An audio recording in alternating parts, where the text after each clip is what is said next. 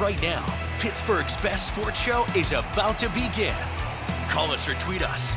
We've got things to talk about on the Ireland Contracting Nightly Sports Call. Good evening, everyone. Welcome inside the Fan Cave. This is a very busy night. Free agency day number one, even though technically it isn't. It's legal tampering, and there was a lot of tampering going on today. Bob Pompeani joined tonight by Andrew Fillipponi up at 93.7 The Fan. You can call us at 412-575-2600. I guess the overriding news here today, Andrew, is the fact that they didn't come away with a signed quarterback. That means Skylar Thompson is it for now. I sense, however, that by tomorrow we'll have a different answer to this thing. But the bottom line is they seem to have a plan for Justin Fields, but they weren't willing to budge off of it, and he decided to move on. It sounded as if he just wanted to make a switch in what his intentions maybe originally were, but they waited long enough. He got the deal. He didn't like it. They weren't going to budge on it, apparently, and the Jets came up with $10 million more, including $30 million in guarantees. So what do they do now? Well, sounds like they're going to go to Aaron Rodgers. That's what Mike Florio's reporting. He thinks the deal could be done by as soon as tomorrow, and he's estimating, he's guessing, he called it a hypothesis, a semi-educated guess, that it's 2 years, $90 million. Bob, I am so against that.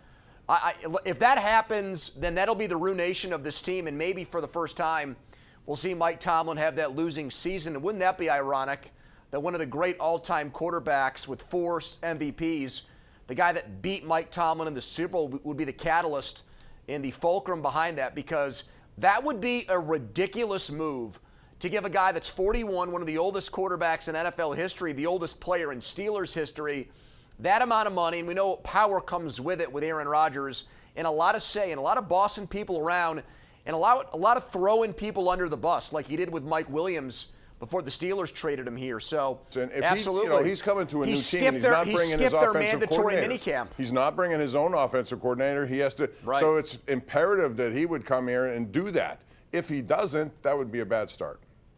So it sounds like you are adamantly against it. Is that what I'm hearing in your voice as well? I told you before I wanted Justin Fields. I just wanted the youth aspect. I think there was upside to his game.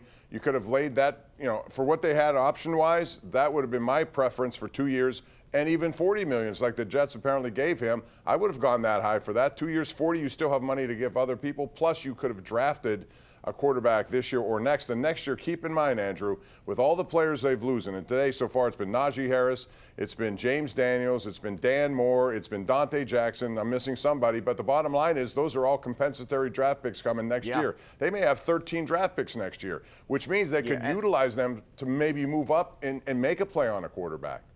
Yeah, very good point. I think that's one of the silver linings or victories today for the Steelers, that they are adding so many draft picks, and Dan Moore going to bring a quality pick here to the Steelers at the end of the third round. But with Aaron Rodgers, I keep hearing people say 28 touchdowns last year. The Jets are a garbage organization. Yeah, okay, that's all true. I mean, those the first is a fact, and the other, the Jets have earned that label because of how dysfunctional they've been for so long. But what is the end point? What is the goal of Aaron Rodgers being here, Bob? Just another Band-Aid for 1 year? We're just going to try to, for another season, kick the can down the road at the quarterback position. Now, I'm not as bullish on Fields as you were, but the difference there is this. You could at least come up with a hypothetical or a scenario where Fields played well and became your quarterback option for years to come. That doesn't exist with a 41-year-old man. I'm sorry. He's not Tom Brady. So I don't see Aaron Rodgers, even if it goes decently here. He's not. We're trying to solve this problem. We're trying to figure out the most important position in professional sports. In best case scenario, Bob, Aaron Rodgers does that for 1 year. And what does that get the Steelers in the grand scheme of things? Not much, in my opinion. The other option, and there could be two actually, would be Russell Wilson. Now, he seems to be an afterthought at this point, but it may reemerge. I know the Giants have an interest in potentially bringing him there. Also, I hate to go to Daniel Jones as a wild card option, but he's another guy who's out there. If it doesn't work with Rodgers, and if they determine that 2 years, $90 million, I still can't believe that. I thought it might be just a 1 year deal, but that's an awful lot of money. And you're right. This is another case of chasing quarterbacks into another year, and you're not sure what you're actually going to get in the draft. So Your thoughts about Wilson potentially? Would you want that or Daniel Jones? No, I don't want Wilson. We watched how that ended. We watched his, artificial, the way that he acted, very fake at the end of the year during that 5-game losing streak. George Pickens was hurt, but he started sacking himself too much, not taking accountability for things. The offense sputtered. The reported, not scuffle, but butting of heads between Arthur Smith and Russell Wilson. I don't want to go down that road again. He's a 37-year-old quarterback. And here's the argument for Daniel Jones as I see it. He is a sixth overall pick, as you pointed out on the Sportscast. He's won a playoff game recently. He's extremely mobile. He reminds me of Ryan Tannehill in that way. And his contract is probably going to look like the one the Steelers gave Mitch Trubisky when they signed him after Ben left. And that's a far cry from $90 million from Aaron Rodgers. And look, I don't think Daniel Jones would come here and play well, but at least there's still upside, Bob. Right. At least there's still a chance. And it'd come at a much cheaper price. So I would be more interested in doing that than any of the other moves we just laid out there. And I agree for the same reasons. I want to look at upside, which is why I wanted Fields. But if you could see our KDKA.com Connect question tonight, who should be the Steelers quarterback? Rodgers, Wilson, Jones, or Gardner Minshew we threw in there too. It's so far, Daniel Jones is leading over Aaron Rodgers. We'll talk more about that. We'll open up the phone lines, 412-575-2600. That's the number to call. This is the Ireland Contracting Nightly Sports Call, KDKA Plus and 93.7 The Fan. Your calls are next.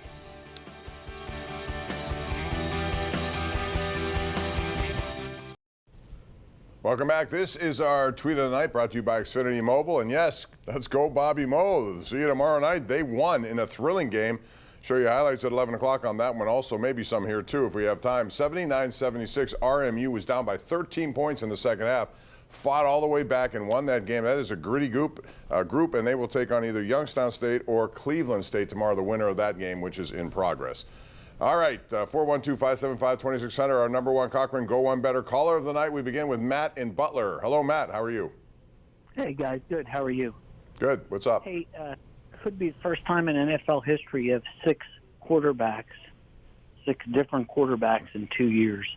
Is this the product of Tomlin, or is this the product of Omar Khan that we can't get a quarterback situation resolved at all?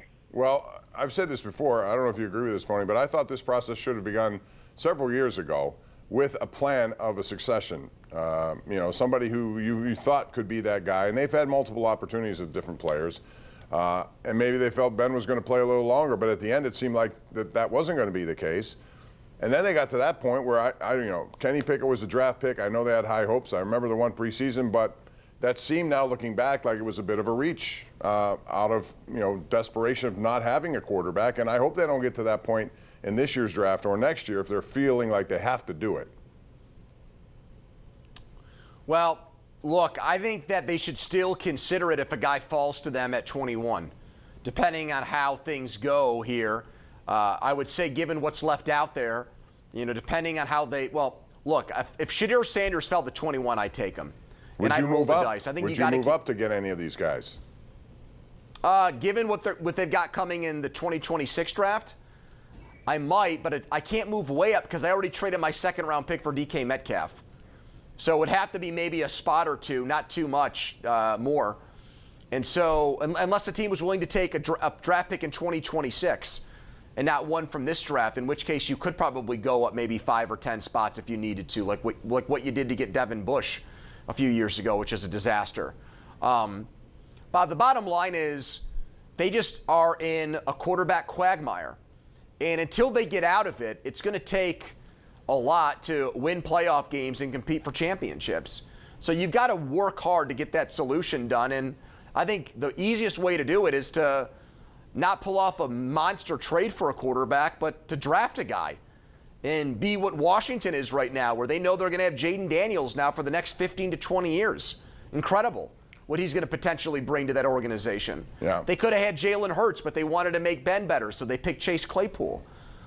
So that was the cost of doing business back then when they were trying to still win in the Ben Roethlisberger window. So, yeah, I still think drafting a quarterback is on the table, even though they lost a precious pick to do so because of the Metcalf deal, which I was fine with, by the way.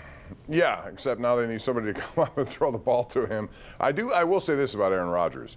If he does get time, he still can proficiently put the ball in the right spot quickly, and you can see a guy who still has that ability. That's the one ability that I still think that they could utilize to their advantage with a talented group of receivers, although I don't expect George Pickens to be around. Let's go back to the lines, and we'll get to Kenny Pickett, his new destination in a second. But first, we go to Ken in Uniontown, who joins us on line 2. Hey, Ken, go ahead. Yeah, Bob. How you and Andrew doing, man?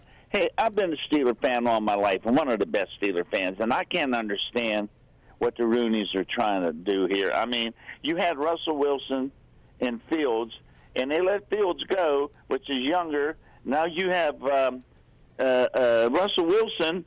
He can't move.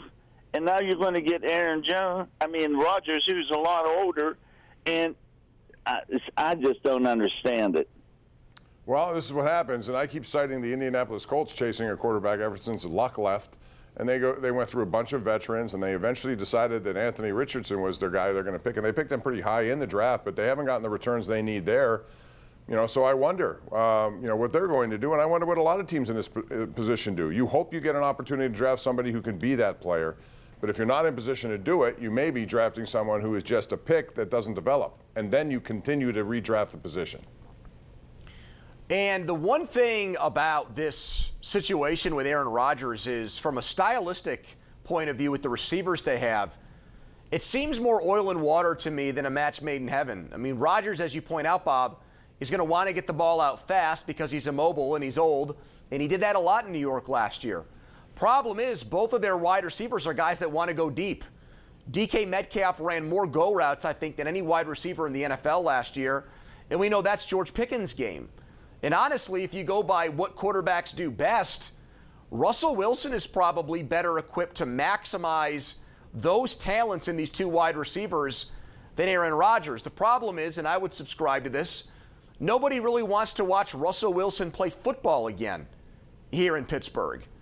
So if Aaron Rodgers is going to get the ball out fast, Bob, well then what kind of receiver is DK Metcalf going to be?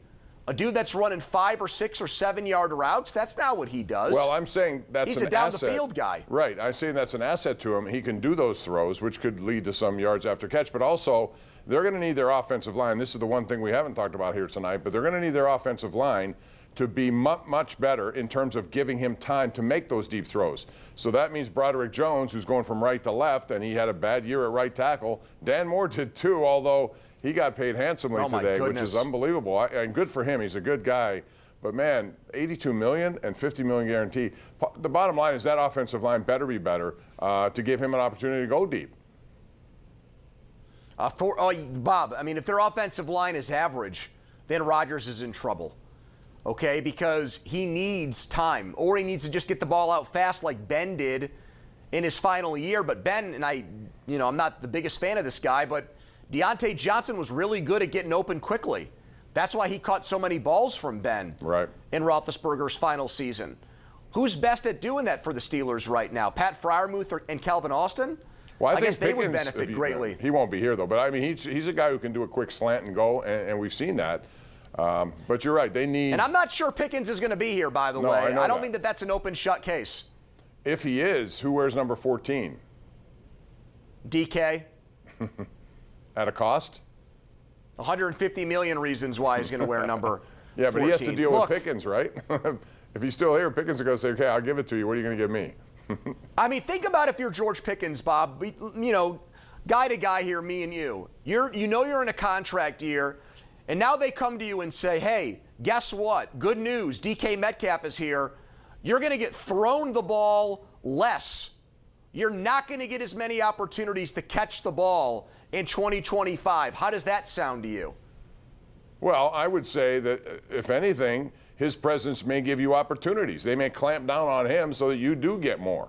And if you do, it's up to you to make it a good season. There should be no moping about it. If he's here, they have to understand how this works, he and his agent. You got to have a good year. You just do your job as best you can, and hopefully at the end of it, you'll come out with some decent numbers that'll give you the kind of contract. And who's going to pay you? Well, that could be another team. At that point, you can't have two wide receivers here. If I can't get what I want for him, and I still think he's going to be traded, but my point is, if he's here, That's how you have to approach it if you're him. You can't be moping around. You can't be unhappy. You have to go out and play. And you may get more opportunities than you think because of presence of Metcalf. I don't know. It's going to be a very complicated situation. But, all right, real quick, 10 seconds. Do you think he'll be traded now, shortly, or before the draft, if he is traded? I think it depends on how Pickens plays it. If he doesn't request a trade, I don't think he will. But if his agent pushes the issue, which I think he might, he'll be gone. All right, got to go to a break here. More calls. We'll try to squeeze them in when we come back. 412-575-2600. Ireland Contracting Nightly Sports Call continues on a busy night in the NFL. Ken Rice is standing by with a preview of what's coming up tonight at 11 on KDKA. Ken? Bob, tonight we're covering breaking news, a deadly crash in Butler County, plus the latest on the Pitt student who disappeared while on spring break in the Dominican Republic. And meteorologist Kristen Emery tracking a warm week ahead, all coming up right here at 11, Bob. All right, Ken, thanks very much. Let's go to Brian in North Huntington, who joins us right now on the hotline. Brian, make it quick, please. Good evening, gentlemen. Two quick questions. What's wrong with Jacoby Brissett coming here for just a year? Because the Steelers are high on Will Howard anyway, coming out of the draft. And two, who do you guys like for the second running back? Because Gus Edwards, the Steeler killer, and J.K. Dobbins are still out there walking around the street. Gentlemen, your thoughts? Yeah, that's interesting, those two names, because they have been Steeler killers. They'll get somebody. I'm not sure which one of those, or they certainly will probably draft somebody, Andrew, as well. Well, I don't rule out what our Jeff Hathorn said. Nick Chubb. I mean, I feel like they're just chasing old-timers. Aaron Rodgers, Darius Slay. Why not try to make this the over-the-hill game? Back in Washington, remember those guys? George Allen, Billy Kilmer, Bob? Oh, yeah. Doing it all over again here in Pittsburgh. Let me ask you this before we go. Kenny Pickett traded from Philadelphia to Cleveland, so it looks like he could be the opening day starter for them because Watson's still mending from surgery. They're going to get the number 2 overall pick. It should be a quarterback. What do you expect to happen there? I expect Steelers-Browns week 1. That would be amazing. Right here on KDKA-TV. We'd like that one if that would be the case right off the bat. All right, Pony, we're out of time. Thanks as always. See you again. See you, Bob. Coming up tomorrow night. That's going to do it for us. Thank you for joining us. We're back at 10:35 tomorrow night. We'll see you at 11 on KDKA. Good night.